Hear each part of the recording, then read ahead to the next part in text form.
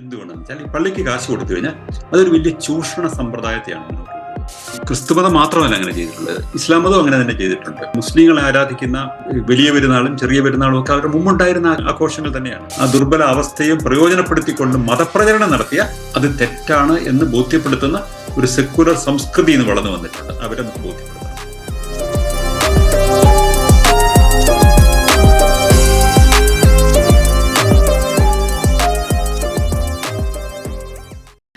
സ്വതന്ത്ര ചിന്തയ്ക്കും ശാസ്ത്രീയ മനോവൃത്തിക്കും നിരക്കാത്ത ഭൂരിപക്ഷ പൊതുസമൂഹത്തിന്റെ ആചാര അനുഷ്ഠാനങ്ങളിൽ പങ്കെടുക്കാതിരിക്കാനുള്ള നിലപാട് അസർട്ടീവായി എങ്ങനെയാണ് വ്യക്തമാക്കേണ്ടത്?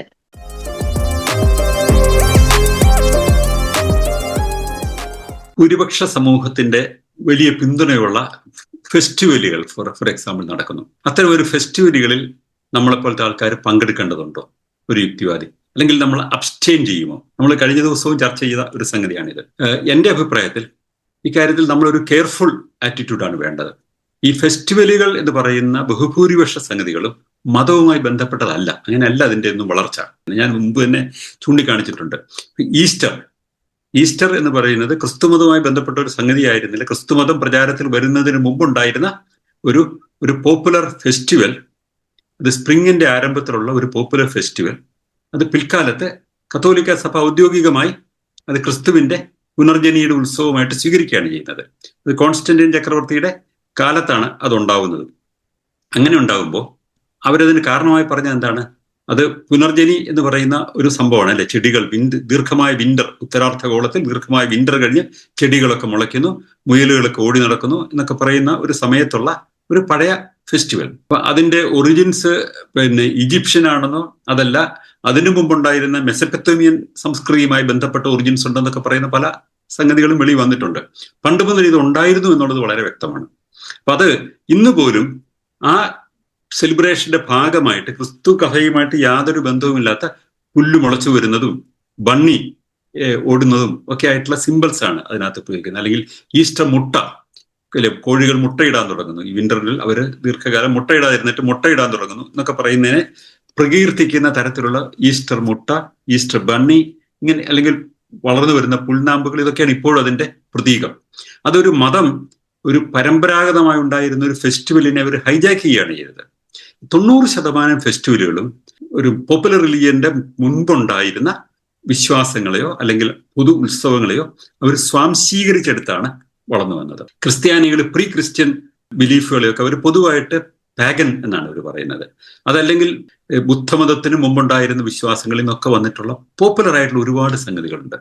ഇപ്പൊ ക്രിസ്തുവിന്റെ ജന്മദിനമായിട്ട് ഡിസംബർ 25 ആഘോഷിക്കുന്നത് ബൈബിളിൽ എവിടെയും ഇവരുടെ കഥയ്ക്കകത്ത് ഈ ക്രിസ്മസ് എന്ന് പറയുന്ന 25-ാം തീയതിയാണെന്നോ ഡിസംബറിലാണെന്നോ ഒന്നും പറയുന്നില്ല.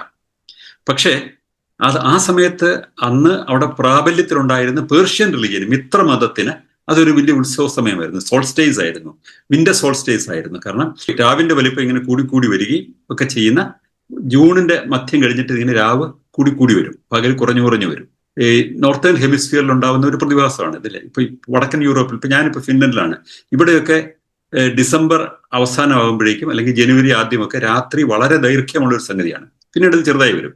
രാത്രി പകൽ ദൈർഘ്യം കൂടി വരും. അത് ജൂണൊക്കെ ആകുമ്പോഴേക്കും സൂര്യപ്രകാശം മാത്രം ഉണ്ടാവുള്ളൂ, രാത്രി ഇല്ലാതാവും. അപ്പൊ ഈ ഉത്തരാർദ്ധഗോളത്തിലുള്ള ആൾക്കാരെ സംബന്ധിച്ചിടത്തോളം ഇതൊരു വലിയ ഫെസ്റ്റിവലാണ്. വിന്റർ സോൾസ്റ്റേസ്, സമ്മർ സോൾസ്റ്റേസും വലിയ ഫെസ്റ്റിവലാണ് പണ്ട് മുതലേ. അതെ, അപ്പൊ ഇത് സൂര്യന്റെ ദിനമായിട്ട് ആഘോഷിച്ചിരുന്ന ഒരു സംഗതിയാണ് ഈ ഇന്നത്തെ ക്രിസ്മസ് എന്ന് പറയുന്നത്. സൂര്യാരാധകരുടെ ഒരു വർഷിപ്പിംഗ് ഡേ ആണ് അത്. സൂര്യന്റെ പ്രതീകമായി, റേസിന്റെ പ്രതീകമായി ഒലിവിന്റെ 2 കമ്പുകൾ കുറുകെ വെച്ചുകൊണ്ട് അവർ ആരാധിച്ചിരുന്ന ഉത്സവത്തെ ക്രിസ്തുമതം അവരുടെ ഉത്സവത്തിന്റെ ഭാഗമായിട്ട് ക്രിസ്തുവിന്റെ ജന്മദിനമാണ് എന്നവർ പറയുന്നത്. ഇത് സൂര്യന്റെ ഉത്സവമാണ്, നന്മയുടെ സൂര്യനാണ് ക്രിസ്തു, അതുകൊണ്ട് ഇത് ക്രിസ്തുവിന്റെ ജന്മദിനമായി സ്വീകരിക്കാം എന്ന ഒരു വ്യാഖ്യാനം മാത്രമേ ഉള്ളൂ അതിനകത്ത്. അങ്ങനെ ഒരു പോപ്പുലർ വെതറിന്റെ ചേഞ്ചും സീസൺ ചേഞ്ചും ഒക്കെ ആധാരമാക്കി ഉണ്ടായ ഫെസ്റ്റിവൽ, അല്ലെങ്കിൽ ഫെർട്ടിലിറ്റിയുമായി ബന്ധപ്പെട്ട ഫെസ്റ്റിവലുകൾ, അതല്ലെങ്കിൽ നമുക്ക് ഹാർവെസ്റ്റുമായി ബന്ധപ്പെട്ട് വരുന്ന ഫെസ്റ്റിവലുകളൊക്കെ തന്നെ പരമ്പരാഗതമായി മനുഷ്യർ ആഘോഷിച്ചിരുന്നത് വലിയ മതങ്ങൾ ശക്തി പ്രാപിച്ചു വരുമ്പോൾ അവരത് സ്വാംശീകരിക്കുകയാണ് ചെയ്യുന്നത്. ക്രിസ്തുമതം മാത്രമല്ല അങ്ങനെ ചെയ്തിട്ടുള്ളത്, ഇസ്ലാം മതം അങ്ങനെ തന്നെ ചെയ്തിട്ടുണ്ട്. മുസ്ലിങ്ങൾ ആരാധിക്കുന്ന അവരുടെ വലിയ പെരുന്നാളും ചെറിയ പെരുന്നാളും ഒക്കെ അവരുടെ മുമ്പുണ്ടായിരുന്ന ആഘോഷങ്ങൾ തന്നെയാണ്. അതെല്ലാം തന്നെ അബ്സോർബ് ചെയ്ത് അവർ സ്വീകരിക്കുക ചെയ്തത്. ഇന്ന് ഹിന്ദുമതത്തിലുള്ള എല്ലാ പ്രധാന ഉത്സവങ്ങളും മുമ്പുണ്ടായിരുന്ന ഉത്സവങ്ങൾ തന്നെയാണ്. അത് പല പേരുകളിലായിരുന്നു ഉണ്ടായിരുന്നത്. അത് വിശ്വാസവുമായി ബന്ധപ്പെടുത്തി അവർ കൊണ്ടുവരിക മാത്രമാണ്. ഇപ്പൊ നവരാത്രി ഉത്സവത്തിന്റെയും മറ്റും പിന്നിൽ വളരെ ചെറിയ ഒരു പശ്ചാത്തലമേ ഉള്ളൂ. ബ്രിട്ടീഷുകാര് ബംഗാൾ കേന്ദ്രമാക്കിയിട്ട് ഒരു ഹിന്ദുക്കളുടെ ഒരു ഫെസ്റ്റിവൽ പ്രൊമോട്ട് ചെയ്യേണ്ടത് ആവശ്യമാണെന്ന് കരുതി പ്രൊമോട്ട് ചെയ്ത് കൊണ്ടുവന്നാണ് ഇന്നത്തെ നവരാത്രി ഉത്സവം എന്ന് പറയുന്നത്. അപ്പൊ ഈ ഉത്സവങ്ങളോടൊക്കെ നമ്മൾ എന്ത് സമീപനം എടുക്കണം? ഇത് ഒരു മതത്തിന്റെയും അല്ല എന്നുള്ളൊരു ഒന്നാമത്തെ സംഗതി. പക്ഷെ അതൊരു പോപ്പുലർ സോഷ്യൽ ഫെസ്റ്റിവൽ ആണെങ്കിൽ ആ ഫെസ്റ്റിവലുകൾ നമ്മൾ സെക്കുലറൈസ് ചെയ്യാൻ ശ്രമിക്കുക എന്നുള്ളതാണ് ഒരു പ്രധാനപ്പെട്ട മാർഗം. അതാണ് യുക്തിവാദികൾ വളരെ വർഷങ്ങളായിട്ട് ചെയ്തു വന്നിരുന്ന ഒരു സംഗതി. ഉദാഹരണത്തിന് ക്രിസ്മസിന്റെ കാര്യത്തിൽ ഇംഗർസോൾ 1800കളുടെ അവസാനത്തിൽ ഇംഗർസോൾ മരിച്ചുപോയി. അദ്ദേഹം പറഞ്ഞ ഒരു പ്രധാനപ്പെട്ട സംഗതി, ഇത് സൂര്യന്റെ ഫെസ്റ്റിവലാണ്. സൂര്യൻ എന്ന് പറയുന്നത് ഒരു വെളിച്ചത്തിന്റെ സിമ്പലാണ്, ചൂട് തരുന്ന സംഗതിയാണ്. അതുകൊണ്ട് സൂര്യന്റെ ഈ ദിനത്തെ നമുക്ക് വീണ്ടെടുക്കണം, അത് ക്രിസ്തുമതത്തിന് വിട്ടുകൊടുക്കാൻ പറ്റുകയില്ല. അതുകൊണ്ട് ഈ വളരെ എളുപ്പമുള്ള ഒരു മാർഗമുണ്ട്. ഒന്നാമത്തെ മാർഗം എന്ന് പറഞ്ഞാൽ ഈ പിന്നീട് അവിടെ കൂട്ടിച്ചേർത്ത ക്രിസ്തുവിന്റെ കഥ ഇതിൽ നിന്നൊന്ന് മാറ്റിയെടുത്താൽ മാത്രം മതി. അതിനു പകരം സാന്താക്ലോസിന്റെ കഥ കൂടുതൽ പ്രചാരത്തിൽ കൊണ്ടുവരിക.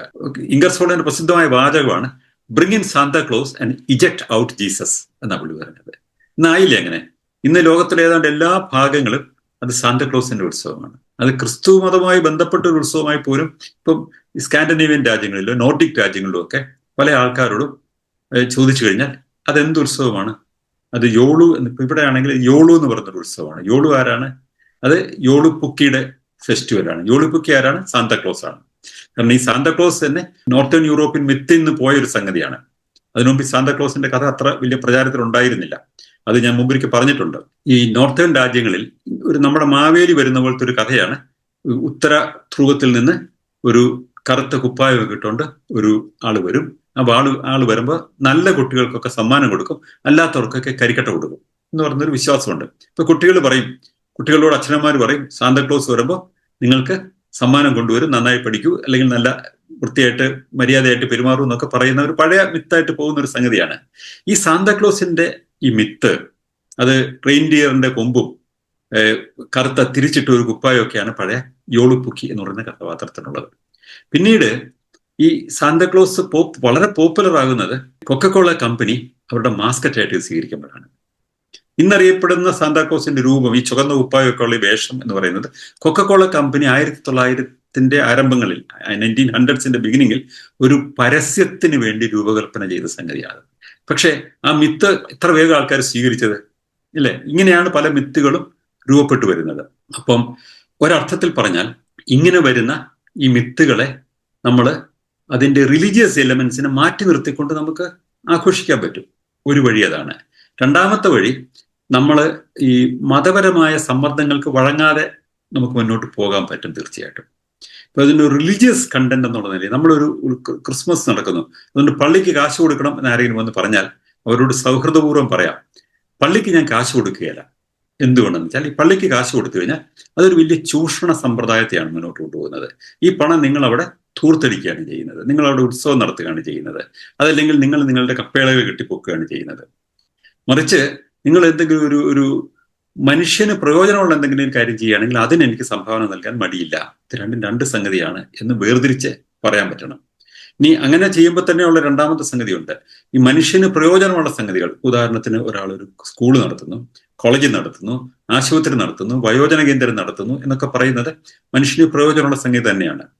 അപ്പൊ ഇത്തരം സ്ഥാപനങ്ങൾ, പ്രത്യേകിച്ച് ഗവൺമെന്റുകളിൽ നിന്ന് വലിയ ഗ്രാന്റ് കിട്ടാവുന്ന ഇത്തരം സ്ഥാപനങ്ങളൊക്കെ മുൻകാലങ്ങളിൽ മതസ്ഥാപനങ്ങളാണ് ലോകത്തിന്റെ എല്ലാ സ്ഥലത്തും നടത്തിയിരുന്നത്. കാരണം അവരെ ഇതിനകത്തേക്ക് എൻഗേജ് ചെയ്യുകയാണ് പലപ്പോഴും ചെയ്തിരുന്നത്. അല്ലെങ്കിൽ ഇത് എങ്ങനെയാണ് പബ്ലിക് മണി ടാപ്പ് ചെയ്യാവുന്നത് എന്ന നിലയിൽ ഇതിന്റെയൊക്കെ മേധാവിത്വം ഇവരുടെ കൈകളിലേക്ക് വന്നു ചേർന്നു. ഇന്നൊരു ആധുനിക സമൂഹത്തിൽ, സെക്കുലറൈസ് ചെയ്യുന്ന ഒരു സമൂഹത്തിൽ ഈ കാര്യങ്ങളൊക്കെ മതവുമായി ബന്ധപ്പെട്ട സംഘടനകൾ നടത്തുകൊണ്ട് നമുക്ക് ആർക്കും യാതൊരു വിരോധമില്ല. ഒരു ആശുപത്രി അമൃതാനന്ദമയി നടത്തിയാൽ നമുക്ക് യാതൊരു വിരോധമില്ല. ഒരു ആശുപത്രി കത്തോലിക്ക സഭയുടെ ഒരു സൊസൈറ്റി നടത്തിയാൽ നമുക്ക് യാതൊരു വിരോധമില്ല. പക്ഷെ ഒരു കാര്യത്തിൽ വിരോധമുണ്ട്. ഈ ആശുപത്രിയിൽ ആൾക്കാർ ചെല്ലുന്നത് ചികിത്സയ്ക്കാണ്. അവിടെ ആൾക്കാരുടെ ശാരീരികമായ ദൗർബല്യവും അവരുടെ ആ ദുർബല അവസ്ഥയും പ്രയോജനപ്പെടുത്തിക്കൊണ്ട് മതപ്രചരണം നടത്തിയാൽ അത് തെറ്റാണ് എന്ന് ബോധ്യപ്പെടുത്തുന്ന ഒരു സെക്കുലർ സംസ്കൃതി ഇന്ന് വളർന്നു വന്നിട്ടുണ്ട്. അവരെ നമുക്ക് ബോധ്യപ്പെടുത്തണം. ഇപ്പൊ അമൃതാനന്ദമയി ആശുപത്രിയിൽ പോയി കഴിഞ്ഞാൽ അവിടെ എല്ലാ മുറിയിലും അമൃതാനന്ദമയിയുടെ ചിത്രം വെച്ചിരിക്കും. അവരുടെ പാട്ട് കേൾപ്പിക്കും, ഭജന കേൾപ്പിക്കും. ക്രിസ്ത്യാനികളുടെ പല ഹോസ്പിറ്റൽസിലും അവരവരുടെ പ്രാർത്ഥന കേൾപ്പിക്കും, അവിടെ പ്രാർത്ഥന ചൊല്ലാനായിട്ട് നിർബന്ധിക്കും. ഇങ്ങനെയൊക്കെ പറയുന്ന രീതികളുണ്ട്. ഇനി ക്രിസ്ത്യാനികളുടെ ആശുപത്രി പോലും ആകണമെന്നില്ല, അല്ലാത്ത ഹോസ്പിറ്റൽസിൽ പോലും. ഇപ്പൊ ഞാൻ ഒരിക്കൽ ഇന്ത്യയിലായിരിക്കുന്ന സമയത്ത് ഒരു ചെറിയ മെഡിക്കൽ ആവശ്യത്തിന് ഹോസ്പിറ്റലായിരുന്ന കുറച്ച് ദിവസങ്ങളുണ്ടായിരുന്നു. ആ സമയത്ത് ചില നേഴ്സുമാരായ ആൾക്കാർ, അതൊരു ക്രൈസ്തവ സ്ഥാപനം നടത്തുന്ന ആശുപത്രി പോലുമല്ല, വന്നിട്ട് എൻ്റെ അടുത്ത് പ്രാർത്ഥിക്കാൻ പറഞ്ഞ ചില സംഭവങ്ങൾ ഉണ്ടായിട്ടുണ്ട്.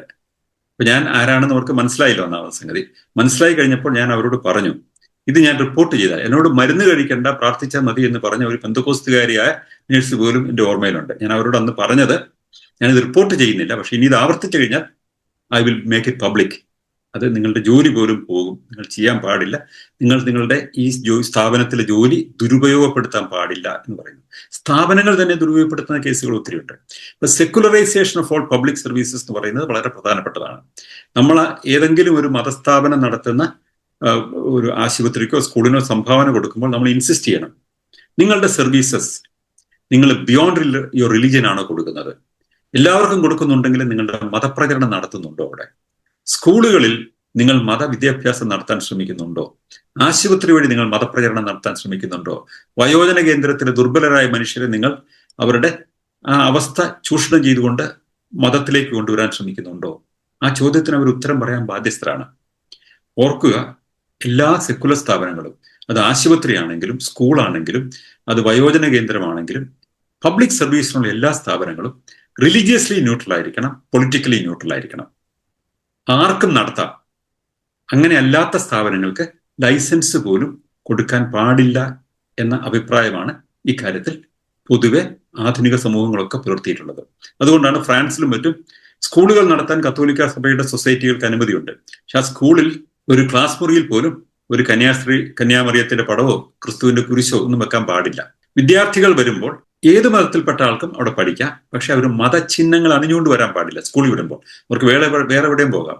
അവര് തലയിൽ ഹിജാബ് അണിഞ്ഞുകൊണ്ട് വരാൻ പാടില്ല, കഴുത്തിൽ കുരിശ് ലോക്കറ്റായിട്ട് ഇട്ടുകൊണ്ട് വരാൻ പാടില്ല, സിഖുകാര് തലപ്പാവ് അണിഞ്ഞുകൊണ്ട് വരാൻ പാടില്ല. അപ്പൊ അങ്ങനെയുള്ള വലിയ ഹിന്ദുക്കളാണെങ്കിൽ അവരുടെ മതപരമായ ചിഹ്നങ്ങൾ അണിഞ്ഞുകൊണ്ട് വരാൻ പാടില്ല.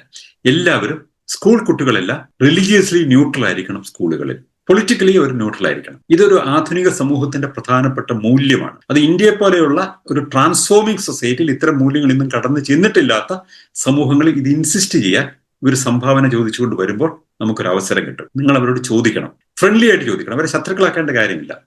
നോക്കൂ, നിങ്ങൾക്കൊരു ആവശ്യം വന്നാൽ ഞാൻ സഹായിക്കാം, പക്ഷേ ഞങ്ങൾ ഈ ആശുപത്രിക്ക് നൽകുന്ന പണം അല്ലെങ്കിൽ ഈ സ്കൂളിന് നൽകുന്ന പണം നിങ്ങൾ മതപ്രചരണത്തിന് ഉപയോഗിക്കുന്നുണ്ടെങ്കിൽ there is something wrong with that. അത് നിങ്ങൾ നിർത്തുമോ എന്ന് സ്നേഹബുദ്ധിയെ ചോദിക്കാൻ പറ്റണം. നമ്മൾ ആരെയും സഹായിക്കാൻ മടി കാണിക്കരുതെന്നാണ് എൻ്റെ അഭിപ്രായം. പക്ഷെ ആ സഹായം ദുരുപയോഗപ്പെടുത്തുന്നില്ല എന്ന് നമുക്ക് ഉറപ്പാക്കാൻ പറ്റണം. നിങ്ങളുടെ ഒരു സുഹൃത്ത് ഈദിന്റെ സദ്യക്ക് നിങ്ങളെ വിളിച്ചാൽ അല്ലെങ്കിൽ ഇഫ്താർ പാർട്ടിക്ക് വിളിച്ചാൽ തീർച്ചയായിട്ടും പോകണം. പക്ഷെ അവിടെ നിങ്ങളോട് പ്രാർത്ഥിക്കണം എന്ന് പറഞ്ഞാൽ ആ പ്രാർത്ഥനയിൽ പങ്കെടുക്കാതിരിക്കാനുള്ള ആർജവം കാണിക്കണം. ഒരു ക്രിസ്ത്യാനിയുടെ വീട്ടിൽ ക്രിസ്മസിന് കേക്ക് മുറിക്കുന്നുണ്ട്, നിങ്ങളെ ക്ഷണിച്ചു കഴിഞ്ഞാൽ തീർച്ചയായിട്ടും പങ്കെടുക്കണം. പക്ഷെ നിങ്ങളോട് അവിടെ നിന്ന് പ്രാർത്ഥിക്കണം എന്ന് പറഞ്ഞാൽ നിങ്ങൾക്ക് പ്രാർത്ഥിക്കാം, ഞാനതിൽ വിശ്വസിക്കുന്നില്ല, അതുകൊണ്ട് എനിക്കത് അബ്സ്റ്റെയിൻ ചെയ്യാൻ പറ്റണം എന്ന് സ്നേഹബുദ്ധിയെ പറയാനും കൂടി നമുക്ക് പറ്റണം. നമ്മൾ എല്ലാവരോടും സഹകരിക്കണം, കോഎക്സിസ്റ്റ് ചെയ്യണം, എല്ലാ ഫെസ്റ്റിവലുകളുമായിട്ട് സഹകരിക്കാം. പക്ഷെ നമ്മുടെ ഐഡന്റിറ്റിയും നമ്മുടെ നിശ്ചയദാർഢ്യവും അവരോട് പിണങ്ങാതെ തന്നെ ഇൻസിസ്റ്റ് ചെയ്യാനും കൂടി നമുക്ക് പറ്റണം. നമ്മളൊരു സമൂഹത്തിലാണ് ജീവിക്കുന്നത്, കോഎക്സിസ്റ്റ് ചെയ്യണം, കോഓപ്പറേറ്റ് ചെയ്യണം. അതേസമയം തന്നെ നമ്മുടെ ഈ സ്നേഹബുദ്ധി ഒരു ദൗർബല്യമായി കരുതിക്കൊണ്ട് അവരുടെ മതപ്രചരണത്തിന് നമ്മളെ ഉപയോഗിക്കാൻ നമ്മൾ സമ്മതിക്കാനും പാടില്ല. തിരിച്ച് നമ്മുടെ നിലപാടുകൾ അവരെ ഇൻസിസ്റ്റ് ചെയ്യാനും നമ്മൾ ബോധിപ്പിക്കേണ്ട കാര്യമില്ല. വ്യക്തിപരമായ സംഭാഷണങ്ങളിലും സൗഹൃദ കൂട്ടായ്മകളിലും ഈ മത ചർച്ചകളും മതവിഭാഗങ്ങളും തമ്മിലുള്ള ഏറ്റുമുട്ടലുകളും ഈ പറയുന്ന നമ്മുടെ നിലപാടുകളിലേക്ക് മറ്റുള്ളവരെ കൊണ്ടുപോകണം എന്ന് പറയുന്ന ശാഠ്യം ഒന്നും വേണ്ട. നമുക്ക് നമ്മുടെ കൂട്ടുകാരോട് അവരുടെ വിശ്വാസം എന്തുമായിക്കോട്ടെ, അല്ലെങ്കിൽ നമ്മുടെ ചുറ്റുപാടുമുള്ള പ്രസ്ഥാനങ്ങളോട് അവരെന്തുമായിക്കോട്ടെ, അവരോടൊക്കെ നമുക്ക് സഹകരിച്ചു പോകാം. പക്ഷേ നമ്മുടെ ഇന്റഗ്രിറ്റി കാത്തു സൂക്ഷിക്കാൻ, നമ്മൾ ശരിയെന്ന് ഉത്തമ ബോധ്യമുള്ള കാര്യങ്ങൾ നമുക്ക് ഇൻസിസ്റ്റ് ചെയ്യാൻ നമുക്ക് എപ്പോഴും പറ്റണം. അവരോട് പിണങ്ങാതെയും വിയോജിക്കാതെയും സ്നേഹത്തോടെയും സഹകരിച്ചോടെയും നമുക്കതൊക്കെ സാധിക്കും. Thank you.